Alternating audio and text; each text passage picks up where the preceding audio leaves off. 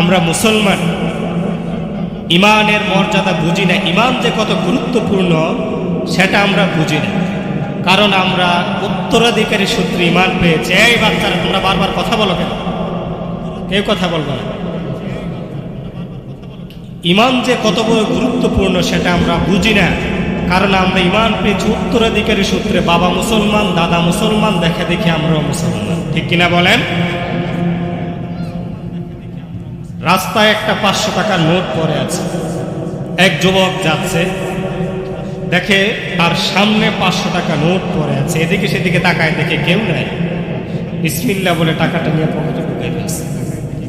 বাজারে গেছে, 300 টাকার এমবি পুরাইছে মোবাইলে, 100 টাকা দিয়ে যা ইচ্ছা খাইছে, 250 টাকার বিড়ি কিনে উড়াই দিছে।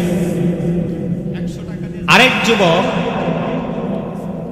সারাদিন কাজ করেছে, মাথার গান পায়ে ফেলেছে, 500 টাকা সে বিনিময়ে পেয়েছে, রোজ পেয়েছে 500 টাকা। সে কি ইচ্ছা করলে টাকাটা এইভাবে উড়াতে পারবে বলেন? টাকাটার প্রতি একটা দরদ থাকবে, কারণ সে কষ্ট করে সে টাকাটা উপার্জন করেছে, সে টাকাটা রেখে দেবে, সে প্রয়োজনে খরচ করবে। কিন্তু আমরা মুসলমান এমন হয়ে গেছি, উত্তরাধিকার সূত্রে ইমান পেয়েছি, ইমানের মর্যাদা আমরা বুঝি নাই। ইমানের মর্যাদা তারা বুঝতেন যারা আল্লাহর হাবিব সাল্লাল্লাহু আলাইহি ওয়াসাল্লামের যুগে ইমান এনেছিলেন।